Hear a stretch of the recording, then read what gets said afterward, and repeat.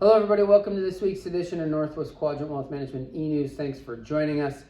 So here we find ourselves with interest rates continuing to move higher across the whole rate complex. Today, the 10-year Treasury hit a yield of 4.7%, which is crazy to think about. Not so long ago, that yield was a lot lower. And so it's not that the interest rate environment is abnormal right now. In fact, interest rates are quite normal if you look at over history, with mortgage rates over 7%. That's normal. I know for if you're under a certain age, if you're under my age, you think of that as abnormal. But where we are today, the interest rate complex is relatively normal. And we've been here a lot of times throughout history, and assets, stocks and bonds and all those asset classes did really well with interest rates where they are currently. The reason they're struggling right now is because of the pace of rate hikes. And we've seen rates essentially at zero, and now they're north of 5% in some places. And so that is why it's such a shock to the markets. But over the history of interest rates, we are not in an abnormal place. And the reason that Josh and I think they're going to stay higher for longer, the world just came around to our way of thinking because the Fed said it, but Josh and I have been saying this for a while, that we think interest rates are going to stay higher for longer, is because the Treasury, the U.S. government, has to borrow so much money to fund the government. In the third quarter of this year, they're going to borrow or issue $1 trillion worth of treasuries just in the third quarter alone. And then you couple that with the Federal Reserve selling 80 or 90 billion a month in treasuries. The inventory of treasuries that are out there is really high. And so in order to make those attractive to us investors, they have to have higher yields. And so we really feel like yields are going to be higher for longer. We're not going to go back to that zero interest rate environment.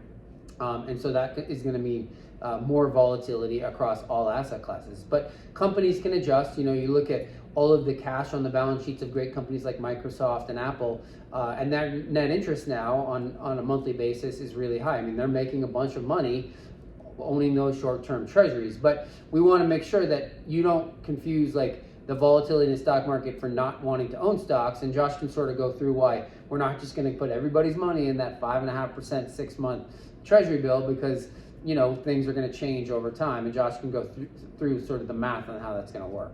The key takeaway we think is persist while others quit, and a hard thing to grapple with is reinvestment risk. When you think about what returns are going to be for those fixed instruments when they come up for reinvestment, that's the big risk there, because everyone's trying to fight the last war, and of course everyone's still traumatized by the 2008 recession, and they're trying to fight that last battle. Really tough to see the deep recession that the doomsayers out there are calling for. But if they're right and you do get that deep recession, yields fall off a cliff again, and we revisit the world that we were just in that was abnormally low, and the Federal Reserve has seen that it worked in the past, so they'll definitely revisit it again. But the idea is that if you get what you think in your worst fears is coming, you're not going to get the yields on the fixed investments that you think you're getting now. And so, or at least that you're getting now, and you're not going to be able to get them persistently. And so that's the dilemma. And you go back and look historically, as Tyler mentioned, yields were back at the long run average since 1960, slightly above it. But this is the world that you always knew, and we're revisiting the past. And the same story that we've been reiterating really for the last 17 months, which is this is a death by 1,000 cuts, and this is a duration story. And the economy is much less interest rate sensitive, or at least the people that matter within the economy are, and specifically speaking to the baby boomer crowd out there, is you own all your assets. So you're not borrowing money to finance your spending. You're not borrowing money to purchase a home. So you haven't really been susceptible to rate increases to the degree that people in that household formation stage, myself included, we're much more susceptible to rate increases, but we matter a lot less as it relates to total consumer spending.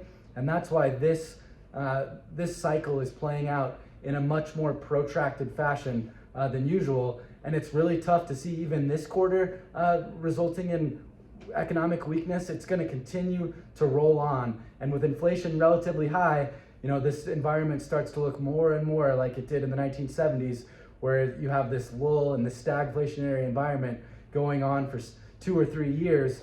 But the idea is that in the history of markets, it's a really short period of time. It's just that in our reptile brains, it just feels like absolutely forever. Yeah, so the good news is for all of you boomers that own everything, you're finally, you're not paying high interest but all of the safe investments you have are finally earning some interest. So everybody that, companies that were doing the right thing and individuals that were doing the right thing were being punished because they were earning zero on their safe money, and that's finally changed. You're finally earning something on your safe money. So that's the good news. Remember, all the stocks and everything else in your portfolio is paying a dividend. You're buying more shares, and so when the market does eventually trade higher, because it always does, and it will this time as well, you'll have more shares, and it'll sort of turbocharge your returns going forward. So sorry we weren't more optimistic. We can't be rainbows and butterflies all the time. We still believe it's a duration story. We're not really getting off of that, and so we might sound like a little bit of a broken record, but we want to remind you that there are things to be paying attention to, and that affects your money, and we're going to certainly stay on top of that. And at some point, we might be able to take some duration in your bond portfolio. So as always, if you have questions about your situation or your accounts, give us a call at the office. The number here is 800-743-0988, or email either one of us, Josh or Tyler, at northwestquadrantwealth.com. We'll see you back here in 2 weeks.